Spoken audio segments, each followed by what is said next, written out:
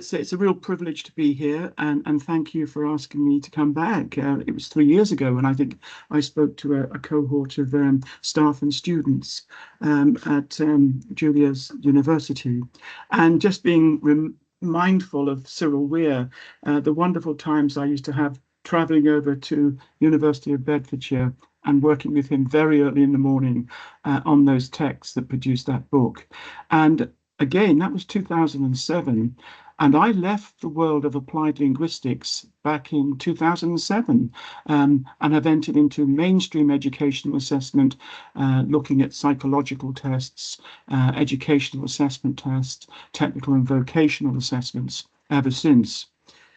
But what I'm about to say relates to fairness in assessment more generally, and particularly assessment talk. And I'm talking here about issues, and there are many, challenges, of which there are possibly more, but also, I think, future considerations. We are well aware of the backcloth of the inexorable and inevitable advance of technology, and digitized technology in particular, generative AI, is impacting upon assessment. But what should assessment actually retain despite this backdrop when it comes to fairness? And we're going to be looking at that in the second part of the talk.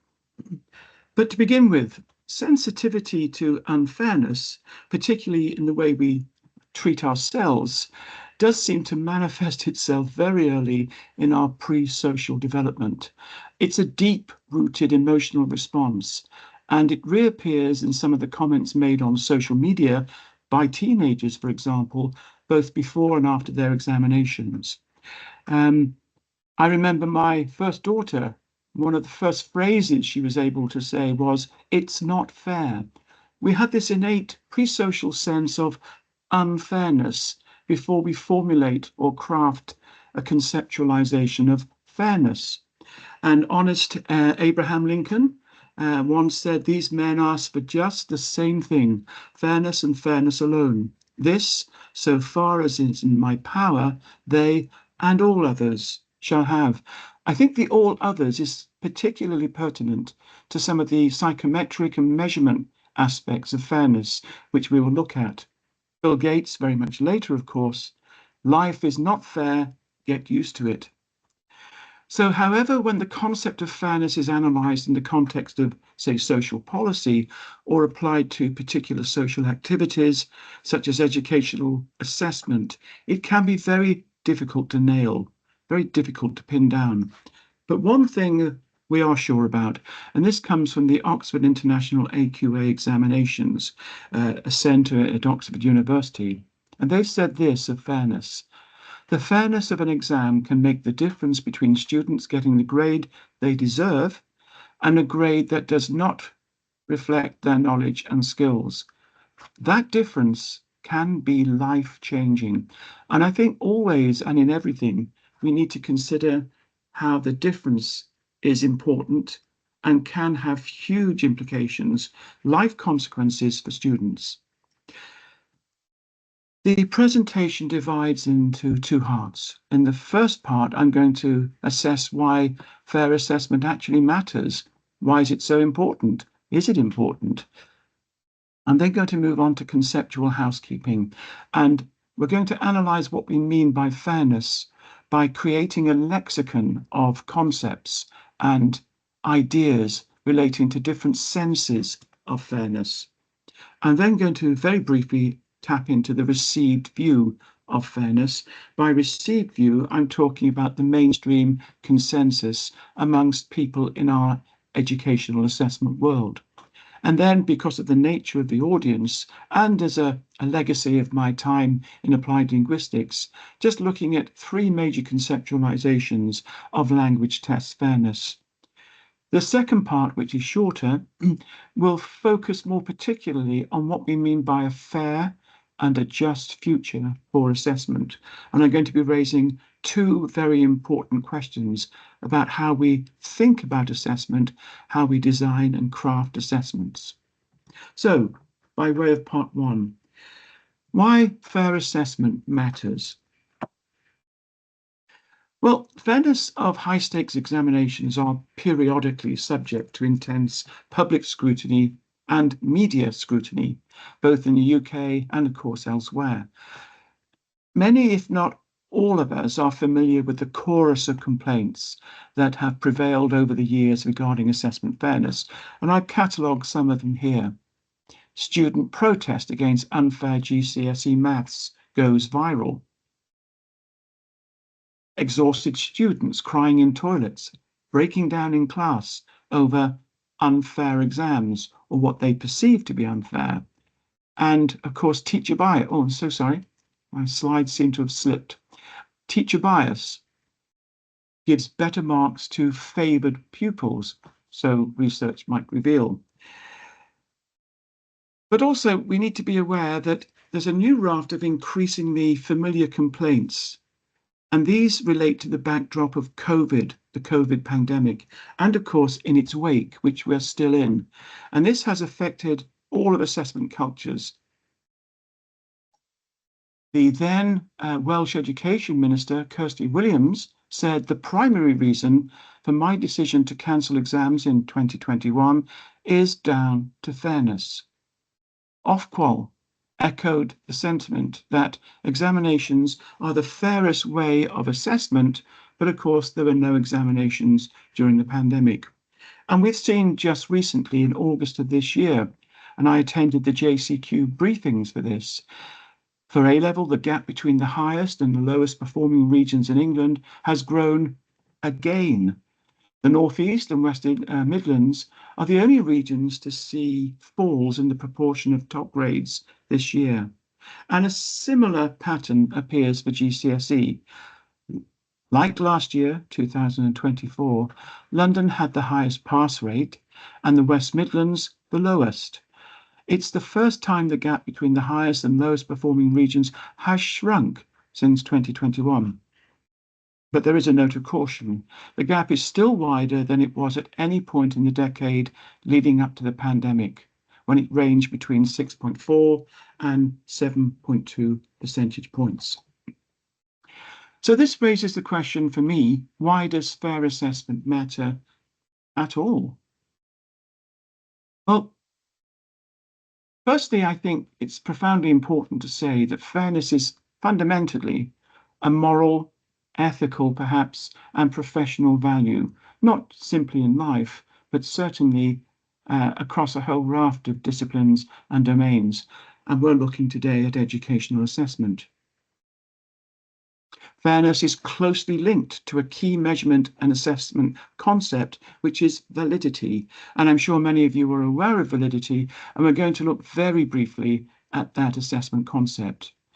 Now, quite apart from the pandemic, there has been increasing controversy about the fairness of national and state exams and tests. I think the pandemic highlighted some of these issues, but they were pre-existing. There are, for example, ongoing concerns about the negative effect of unfair tests on teaching and learning, as well as ongoing issues about unfair social impact of the use of assessment outcomes. And what about cheating? Incidentally, whilst cheating will be considered perhaps immoral by many, is it unfair? After all, it is a practice available to everybody. Over recent years, we have witnessed a plethora of court cases, complaints by politicians, and media exposés. But I think importantly, we've seen, particularly over the last 20 years, an increased academic focus on fairness in assessment. Now, academic writing about educational assessment has increasingly emphasized fairness, now to the extent that some commentators, such as Worrell back in 2016, has suggested that the gods of assessment theory have been seen to shift from the big two, validity and reliability, to the big three, the third being fairness. More fundamentally, fairness in assessment has been seen as a weapon in a political, in sort of social, or perhaps political, and certainly ideological objectives, such as civil rights and social mobility. In America, for example, during the 60s, the civil rights movement radically reconfigured the way that we treat both Black people, but also how we assess all people. It's been used as a weapon against prejudice, inherited privileges, and unfair discrimination. Now, Samuel Mesick, who is known for his work on validity, a leading luminary in this area, suggested that the primary measurement standards that must be met to legitimize a proposed test use are those of reliability, validity, and fairness. But he also added a caveat, an important one. These are also value-laden concepts, including reliability and validity. But of course, that presupposes the acceptance of a particular set of values, suggesting perhaps that fairness, as well as reliability and validity, are somehow culturally contingent upon the values of a culture. Now, I'm not going to go into the theory of validity. I've written a book on that with Paul Newton in 2014. But we're going to use the 1924, a very early articulation of validity as concept, just for the purposes of understanding fairness. By validity is meant the degree to which a test or exam measures what it purports to measure. Now, that's not strictly speaking true in terms of the mainstream view, but we're going to look at that a little later. There are a number of questions that quite simply are rarely asked. Fairness to whom? There's an assumption here that fairness only applies to candidates. Well, actually, that's not true, is it? Candidates' peers, including those who took the same test and those who did not take the test, are impacted, particularly by unfairness. Issues of fairness are important to individuals disadvantaged by conclusions taken from derived scores from, say, teachers, and we saw evidence of that manifest in the pandemic. To users of the assessment outcomes, such as employers and university admission staff, this particularly, I believe, affects you. To future clients of candidates for a professional qualification who are being assessed on their professional competence or their fitness to practice, but largely to society as a whole. Competency tests are particularly interesting in this context, and we're going to be looking at those very shortly. But another important question is to ask fairness of what? What about the aspects of a test or the assessment itself? The type of assessment used? Are we using extended answers or multiple choice? Exams or portfolios, where we compile a portfolio or suite of evidence, one-off versus other kind of modules. Fairness can also relate to design, question paper development, the mark scheme used, aspects of administration, marking, scoring, and importantly, the reporting of outcomes. I'm going to make reference to the Standards for Educational and Psychological Testing, which are a North American consensus, largely written, almost entirely written by American authors. And this documents a whole raft of different standards for educational and psychological tests. Now, the current version is 2014. It's about to be replaced later this year, early next year. And there have been several issues, the first being 1954. But the last issue before the current was 1999. And this was said then, and the sentiment is still echoed in the current version. Absolute fairness to every examinee is impossible to attain. That's, on one level, quite a shocking statement. If for no other reasons than the facts that tests have, well, imperfect reliability, and that validity in any context is a matter of degree. So the psychometric properties of any assessment will militate against perfect fairness. Now, if this is true, and unfortunately in my research and understanding it is, what then does that mean for those who slip through the net? I'd now like to look at some conceptual housekeeping, what we mean when we talk about fairness. And it's not just helpful, but I think imperative to distinguish a number of senses of fairness and unfairness that can be confused in discussions about educational assessment. And Isabel and I, when we were doing our research, found a number of distinct senses. And this is a helpful lexicon for a shared understanding. The first sense of fair is a formal sense, and it denotes accuracy or the appropriate application of a rule or design. So if, for example, you imagine a football match, if we breach a formal rule of football, it is fair for the referee to blow his or her whistle. Now, in this formal sense, there is no necessary implication that the rule in question is either good or bad, just that it's been applied correctly or incorrectly. The second sense may be labeled an implied contractual sense. Something is fair if it meets the legitimate expectations of those affected. The third sense we call relational, and it's treating relevantly like cases alike. It's a sort of equality, and I'll explain what that means shortly. And it can be thought of as the golden rule. Now, almost all assessments involve discrimination of some kind, meaning distinguishing between levels of achievement or between candidates who perform differently in relevant respects. In this sense, the third sense, the discrimination is fair if it's based on relevant considerations and unfair if it's based on something else. And that something else could be candidates' race or perhaps gender. A fourth sense of fair, as applied to assessment, can be described as retributive. The outcome is deserved. Johnny worked very hard and deserves his grade A. Now, we argue 4 or 5 years ago in our book that the concept of fairness is built upon two pillars, and we're going to look at those in much greater detail. One of them is desert. It's at the root to philosophical accounts of fairness in this sense.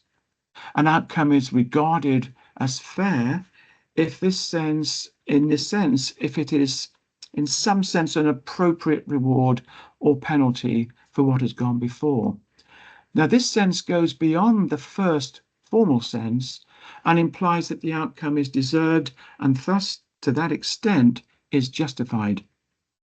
But there are other senses of fairness that may be relevant too, and there is clearly a danger of assessors answering the wrong question when accused of unfairness.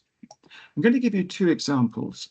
In this fifth example, we're going to look at unfairness in a negative context when we think of fairness. Now, the fifth sense of unfair can be labeled, as we have labeled it, consequential.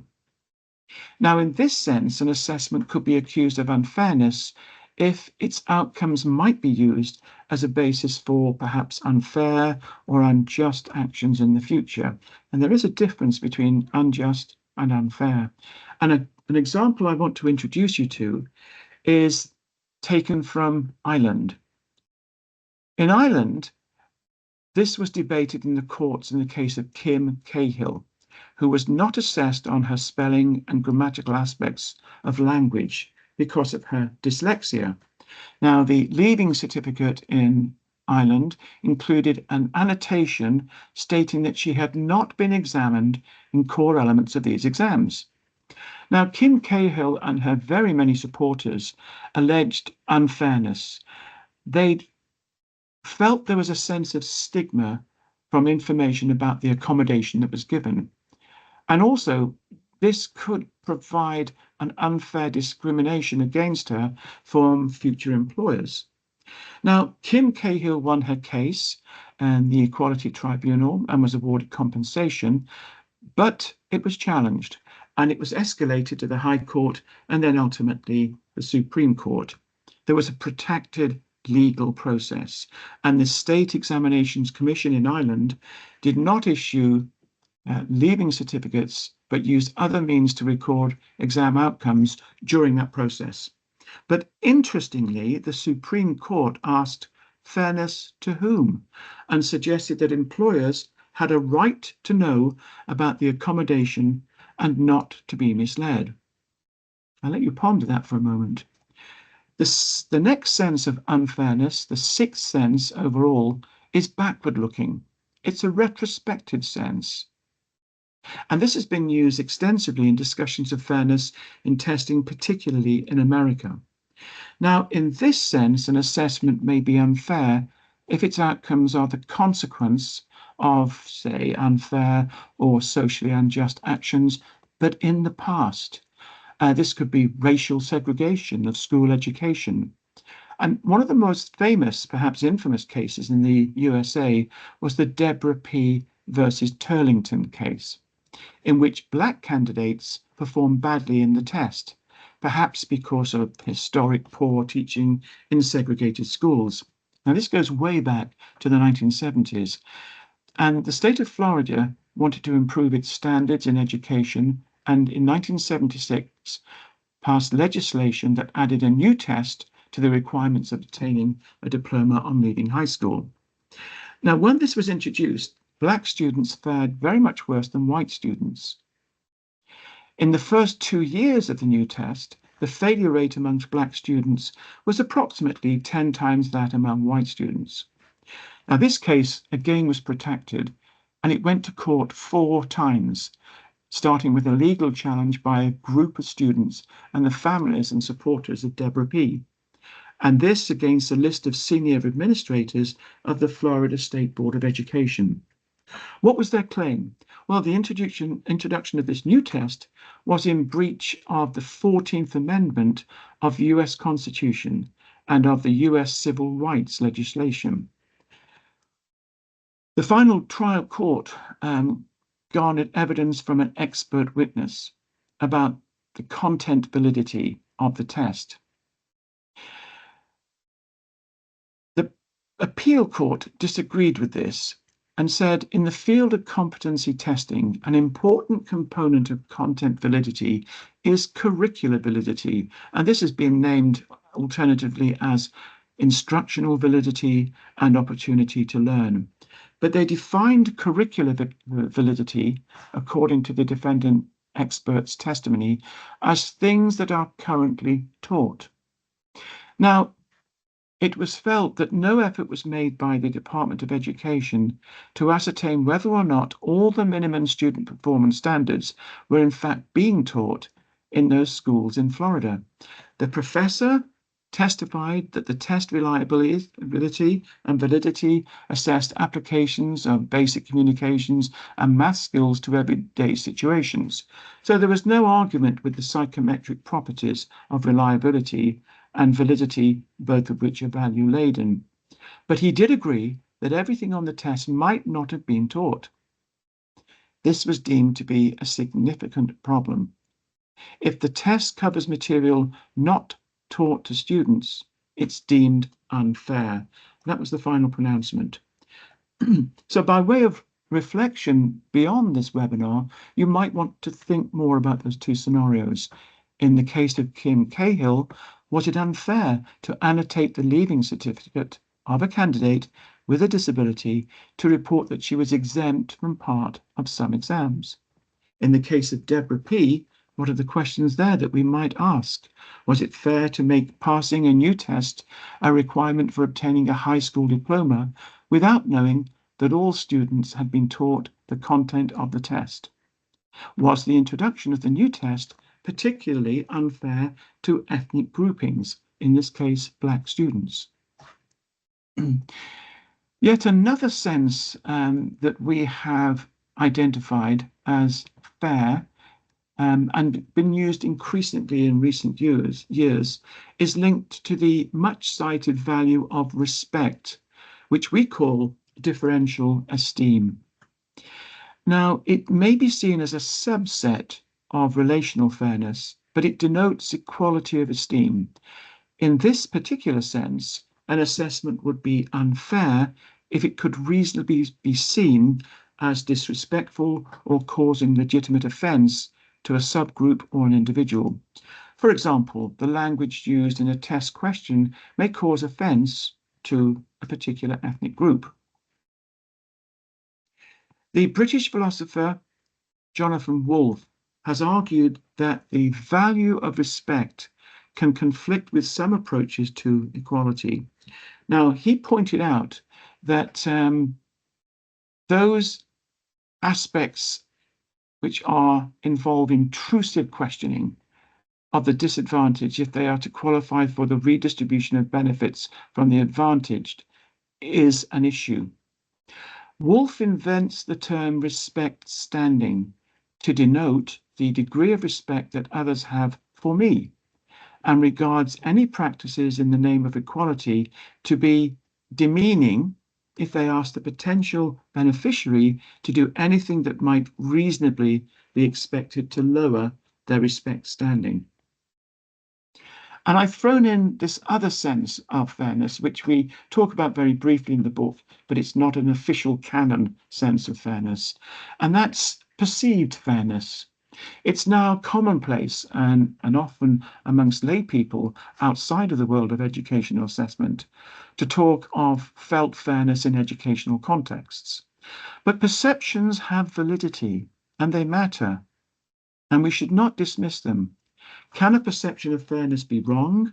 Or if an assessment is perceived as unfair, does that actually mean in reality that it is unfair? Calling something fair or unfair carries with it emotive force. And as every parent knows, the emotion expressed can be remarkably strong, particularly in the case of perceived unfairness. Now, the emotion could be genuine or it could be feigned. And in the latter case, a statement of felt fairness might be false in the sense of reporting a feeling that was not in fact felt. However, in the vast majority of cases, and taking a more compassionate view, statements about felt fairness of assessments might well be genuine and provide information about the views of people affected by the assessments, which deserve greater attention. A good paper that's been written by some of my former colleagues at Cambridge Assessment, what is now Cambridge University Press and Assessment, is Vicky Crisp and her colleagues, who took our framework and applied them to the GCSE and A-level grades in the England in summer 2020-2021 administrations. And they used the framework to inform judgments about the fairness of the COVID pandemic grades awarded as a result of cancellations of exams. I put the reference there, and you do or will have a copy of the PDF of these files. It's a good read, and it really does interpret well how we wanted the framework to be interpreted. Moving on to the received view of fairness. By received view, I'm talking about the universal consensus on what is, in this case, fairness. And we've had the standards for educational and psychological testing, who define fairness as the validity of test score interpretations for intended uses for individuals from all relevant subgroups. The ETS standards, another North American document, describes fairness as the most useful concept. The definition of fairness for test developers is the extent to which the inferences made on the basis of test scores are valid for who? For different groups of test takers, those relevant subgroups. And Ofqual, the regulator for exams in England, have said everything we do here at Ofqual is focused on making sure the qualification system is fair to students so that they're competing on a level playing field. This is the essence, if you like, of equity. And equity or equitable is used very often in the standards. Our job at Ofqual is to balance those different aspects of fairness so that students, parents, teachers, and others, a whole raft of stakeholders, can be confident in their results. But what constitutes a relevant or different subgroup? How should we respond if reliability measures for different groups are different? I'm not going to pass through every slide here because you do have the complete set as a resource, and I'm conscious of time. But what I want to say here is that within the context of the standards, fairness and validity are inseparable. And the underlying concept of fairness can be summarized in the authors of the standards' own words. A fair test is one that reflects the same constructs for all test takers and scores from it having the same meaning for all individuals in the intended population. We talk about constructs. Constructs can only be inferred, and there are very many different conceptualizations of constructs. If they exist at all, then what we tend to mean by constructs are the underlying understanding, knowledge, and skills that we wish to elicit from a test. Just to extend that definition, a fair test does not advantage or disadvantage some individuals because of characteristics irrelevant to the intended construct. What are those construct irrelevances? Race, ethnicity, linguistic or cultural backgrounds. The standards describes the construct, as I've said, in terms of knowledge, skills, and understanding, but it's a concept or it's a characteristic that a test is designed to measure. And for completeness, I've put here the validity definition, which is the mainstream view instantiated in the standards. Validity refers to the degree to which evidence and theory support the interpretations of test scores for proposed uses of tests. Validity is about interpretations of the test scores, the achievement, and how we understand that achievement, and the proposed uses. We need to know that because the uses are directly related to the decisions we make. And some of you might be university admissions officers. You have to interpret those A-level grades, for example, in terms of decisions to be taken. But notice that validity refers to the degree, the extent, and this implies a judgment call. Who makes that judgment? Is it a group of people, a consensus? Is it one person? Is it the chief executive officer of an awarding body? And what about the evidence to support that judgment call? Is it sufficient and is it relevant? Well, that's the subject of a very different workshop. And there are largely three views to developing a validity. There's the scientific view, which is very narrow and focuses on measurement. A slightly broader perspective called the pragmatic approach, or I'm calling it that, and that includes measurement, but also the intended uses of test score interpretations, and the ethical approach, which subsumes the previous two approaches, but also it looks at test score interpretations and all anticipatable or subsequently observed consequences from testing. Now, why have I included these three broad approaches? And incidentally, it's not quite as neat or as elegant as I'm suggesting, and there are some nuanced, sophisticated other approaches. But broadly speaking, these are the three. They're important because the scope of validity, the way we define validity, informs how we craft the concept of fairness. It shapes our conceptualization of fairness.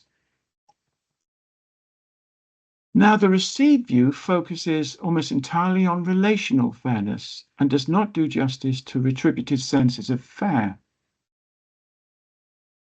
The sense of unfairness is much weaker if there is no competitive access to limited goods. The received view neglects, as I say, the other senses of fairness, such as legitimate expectations. And there is currently too much focus on groups with a link to legal definitions of unfair discrimination, such as those with protected characteristics. And I'm thinking here about the Equality Act of 2010, which legally protects people from discrimination in the workplace and in wider society.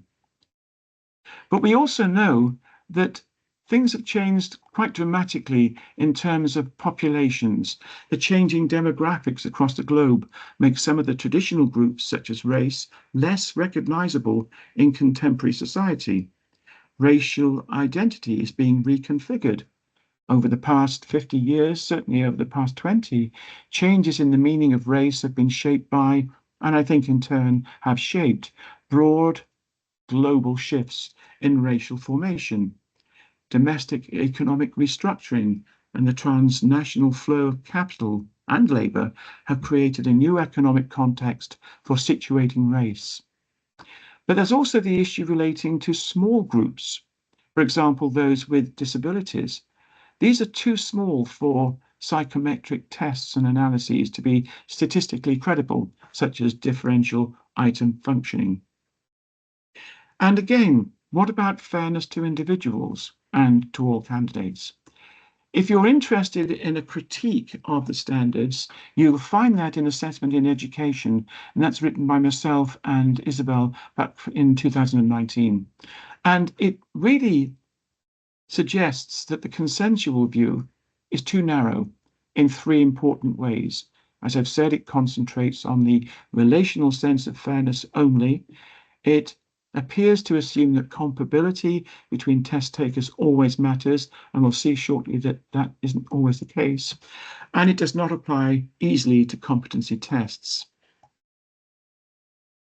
Just finishing off this idea of received view, unfairness is linked to bias and to construct irrelevant attributes.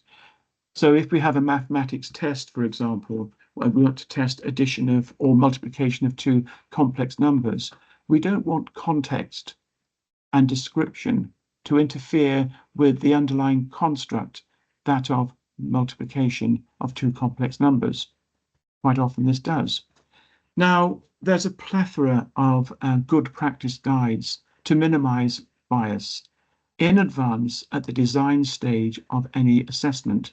And these are based on two concepts that have been promoted in recent years: universal design for learning and for assessment. Universal design for assessment implies that all assessments should be fair to all students and that the focus shouldn't just be on certain aspects of the cohort. Now, there's something of an attraction in removing construct irrelevant information from assessment decisions. And this is, as I say, enormously attractive to theorists and practitioners, and a great deal of effort has gone into this.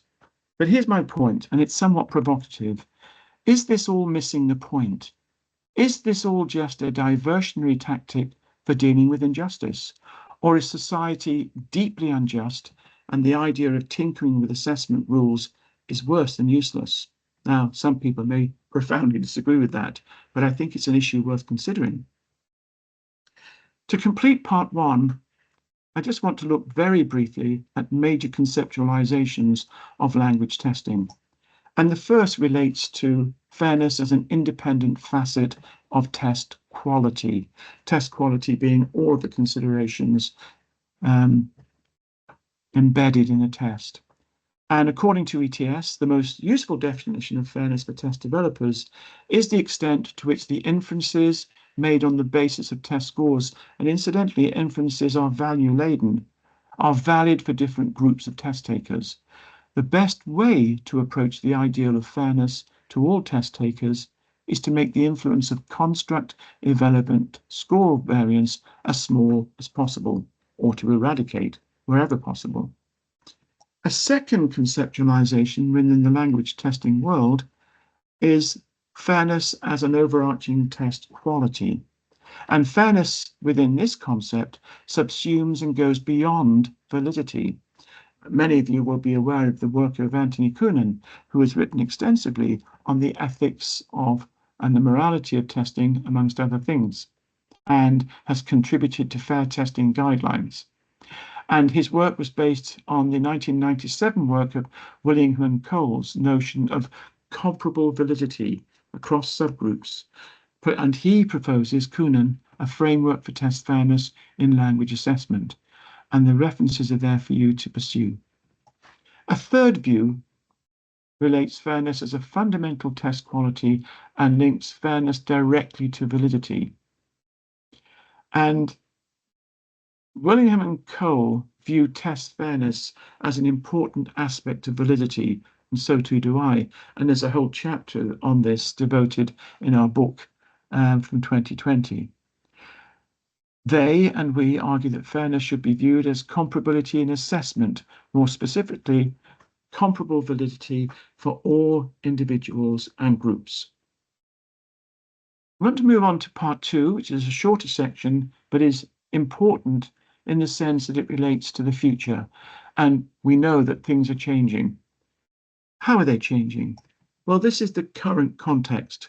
We haven't yet avoided COVID in terms of our reactions to it in the educational assessment world. And I remember esteemed colleagues at the time saying, oh, at least we can go back to the way it was, with a sigh of relief. But actually, people were beginning to think about change before the pandemic. And for me, the COVID pandemic was a glorious opportunity to reconfigure assessment and how we can move forward. We know there's increased participation in education and assessment for some of the reasons I've already given. But importantly, there's fresh thinking about the purposes of teaching and learning. In my latest book, which was published last year, we look at educational assessment in a changing world and the lessons learned and the path ahead. And there's a whole section in one of the chapters on how learning has changed and why it's changed and what we're moving towards and what are its important implications for assessment. But there's a raft of new skills, well, allegedly new skills. In fact, they go back to Aristotle, of cognitive and non-cognitive skills, a broad range of 21st century competencies for the 21st century learner. And these include personal attributes, solid ethical values, positive learning dispositions, and of course, aspects relating to high and low levels of personal well-being. Now, these skills as constructs are enormously difficult to theorize and therefore near impossible to operationalize for assessment purposes. But we do know, as I said earlier, that there are more opportunities to learn from good practice. There's a greater understanding of how unfair and unjust the assessment world was in the past.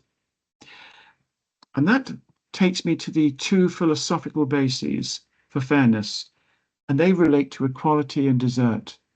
Now, the relational sense of fairness lies at the very heart of the received view of assessment, as we've just seen.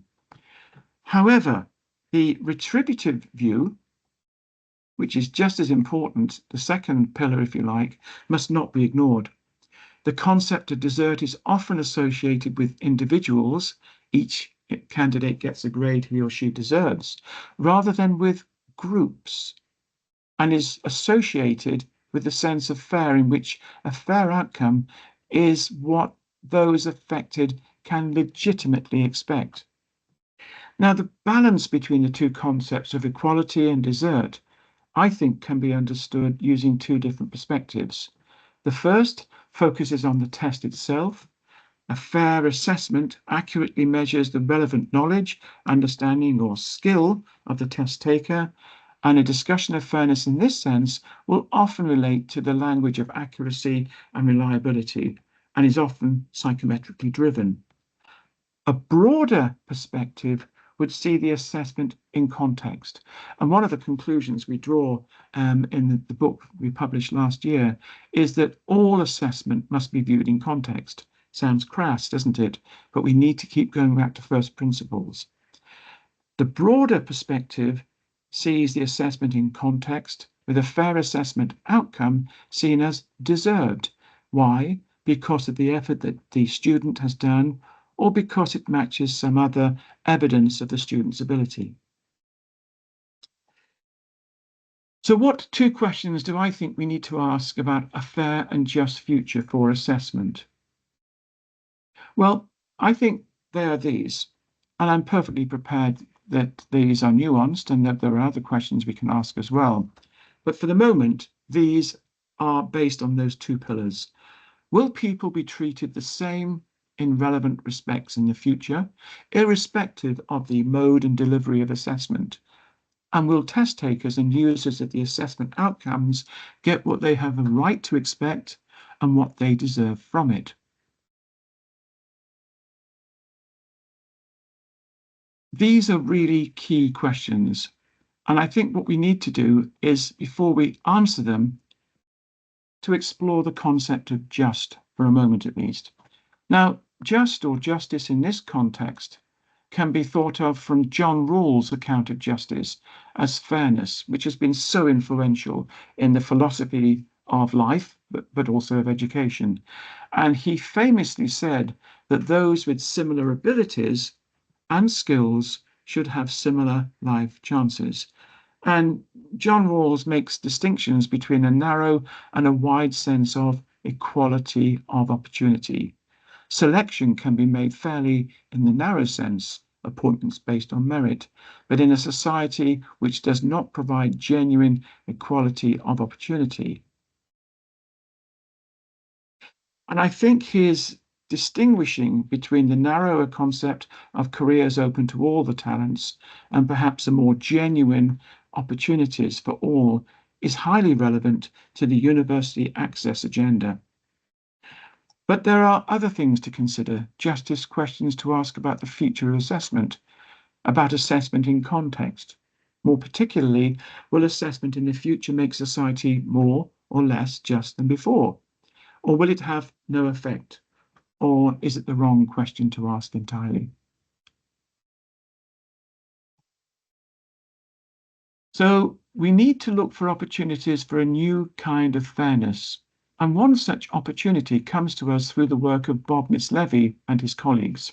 Just to remind ourselves, a fair test will reflect the same constructs for all test takers, and scores will have the same meaning for all individuals in the intended population. Now, underpinning this is, if you like, a prevailing belief that an assessment is fair if it measures students in the same way. Indeed, an assessment is only fair if it measures students in exactly the same manner. But identical assessment tasks may not always provide the same information about the knowledge, skills, and understanding of all test takers. The argument here, and I agree with it, is that identical testing conditions are not always fair. And this gives rise to what Miss Levy and colleagues have called the conditional fairness paradigm.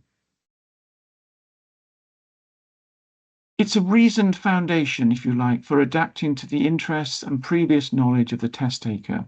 It affords an opportunity to question assumptions that equivalence, which is a psychometrically driven metric, and comparability is always fair. And he argues this: fairness can be achieved by providing different but equivalent assessment conditions for students based on their individual needs, particularly for special populations, those relevant subgroups, to reduce what? Well, the construct of relevant demands and provide more comparable evidence of their abilities. But he says equivalent, providing different but equivalent assessment conditions. By that, he means the assessments may be different in terms of the questions they ask, but in terms of the cognitive load and the demand and difficulty, the cognitive difficulty of addressing those questions, they are psychometrically equivalent, but in all other respects look differently.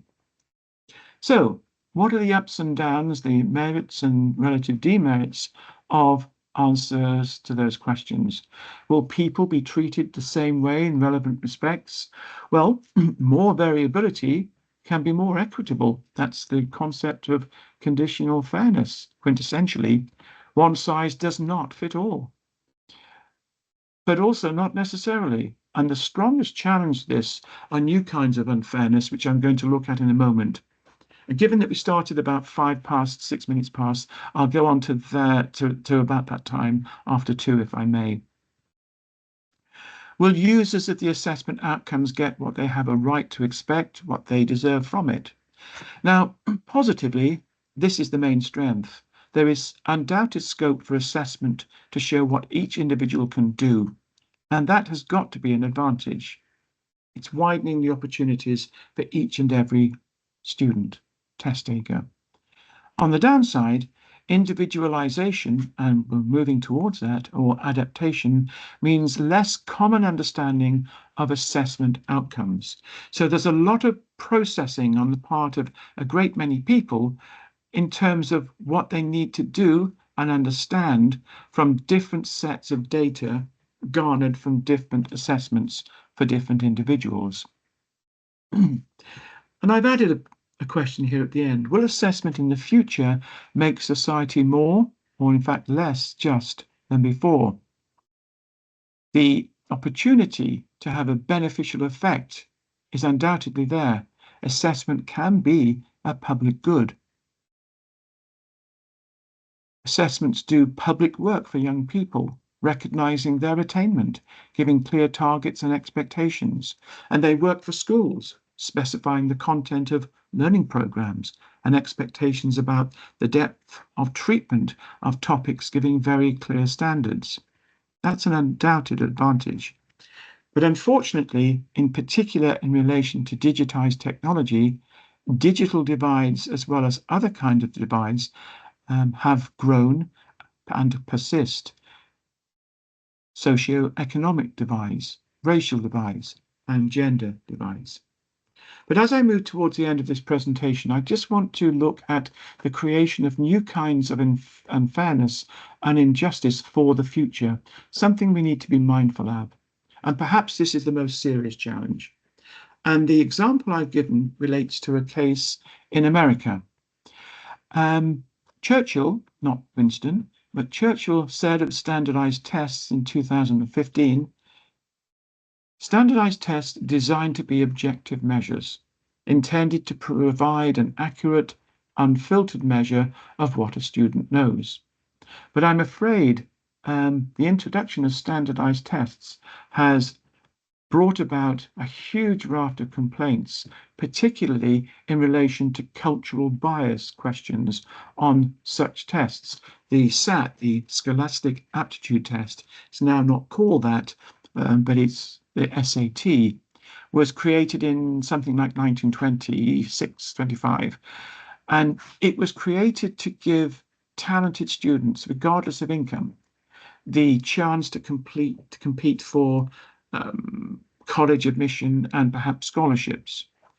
But there has been a whole catalogue of devastating items that are clearly biased in a cultural sense. There's a really good paper by Yosso, Whose Culture Has Capital, a critical race theory discussion of community cultural wealth. And this appears in Race, Ethnicity and Education. It's well worth a read. And his assertion is that objectivity, superficially at least masquerading under a guise of a benefit, can serve as a camouflage for the self-interest, power, and privilege of dominant groups in US society. It's a compelling read, and in part I agree with much of it, but not all of it. And Student Life, a magazine designed by students for students. To be sure, the SAT is fundamentally biased to its core. Any test bounded by semantics will no doubt be bounded in culture and will no doubt be unfair. In the USA, after a period when many universities rejected the use of such tests as the SAT in selecting undergraduate entrants on the grounds of lack of equity, particularly between races, in test outcomes, there are signs just beginning to show that these tests may be staging something of a comeback. Now, in February 2024, the University of Yale announced that it was reverting to including results from a range of standardized tests, not just the SAT, but others too, the ACT and others, to be presented by the applicants who were seeking a place at university. Now, very tellingly, the University of Yale said that they had concluded that inviting students to apply without any test scores can inadvertently disadvantage students from low-income, first-generation, and rural backgrounds. So, the danger of creating a new kind of inequality through diversity of assessment sources is an important one, but it's not, in my opinion, decisive. This should not exclude information provided by highly controlled tests, particularly as the University of Yale have discovered, where it provides a balancing factor against inequalities presented by other forms of evidence. And it would be pointless, perhaps even wrong, to try to narrow assessment to a common denominator, excluding the areas of advantage for the rich or for particularly ethnic groups. As well as being, I think, self-defeating, Such an enterprise would risk increasingly taking assessment away from factors which are most important for the needs of the 20th century and 21st century learners. The challenge to education then is to widen opportunities for all to provide the rich information which assessment ought to be seeking. And I'm approaching my final two slides. How can we widen those opportunities for all? Well, one example of that is interest in inclusive practice in learning, teaching, and assessment. Inclusive assessment is gaining considerable traction, momentum in the assessment world, and inclusivity is perceived to be a critical factor in assessment design. It's something that we're looking at more and more. There are ostensibly two arguments in favour of inclusive assessment. One is based on fairness, justice, and equality, that is, fair for all learners, including disadvantaged ones, to be able to demonstrate what they can actually do and achieve. Hainsworth has done a great deal of work in this, and in 2019 wrote an important paper in Advance HE suggesting that this is equated with social justice. Social justice refers to a social justice approach, an inclusive plus approach, he called it, in which social justice is envisioned as an inherent feature, an underlying outcome of assessment.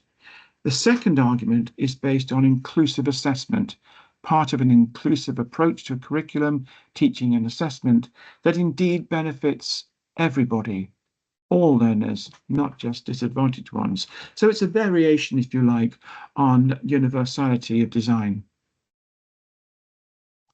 And for my final slide, do current testing and assessment practices respond appropriately to today's demands for equity? Well, Bennett from ETS in 2023 offers an initial rationale and theory of sociocultural responsive assessment. And he suggests a number of principles, that these principles might in fact serve to guide and marshal thinking about the design of such assessments and resulting in making an overarching concept more tangible. But the essence of his argument is that Bennett presents a case for standardization's antithesis, and that is personalization. So, according to Bennett, socioculturally responsive assessment is assessment that people can see and affirm themselves in and from which they can learn. And a great deal of work now is veering towards the notion of individualized personal assessment. So I'm going to end there, and I'm raising a few questions here. What for you is the most important thing that needs to be done to make assessment fairer in the future than perhaps it is now? A big question for me is morality, and there's a whole chapter of morality in this book, the book I referred to a moment ago, that was published last year, Educational Assessment in a Changing World, Lessons Learned and the Path Ahead.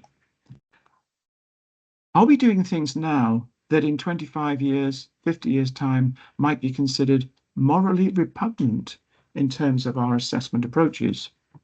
Do you think assessment has a part to play in making society more just in the future than it does now? And of course, the old argument, will there be pen and paper assessments in 2040, 2060 in the UK internationally? Importantly, should there be? This is an ethical issue. To what extent could digital technologies and, of course, AI support fairer assessment? Which should lead which? Technology leading assessment, assessment leading technology. Is it fair or just for learners to be more involved in their own assessments? I've always been a strong advocate that students should be involved in their own understanding of how their work will be assessed, perhaps even have a say in what the assessments look like. And what for you are the greatest risks for assessment in the future? How do you see the balance between opportunity on the one hand and risk on the other? So I'm going to stop sharing there now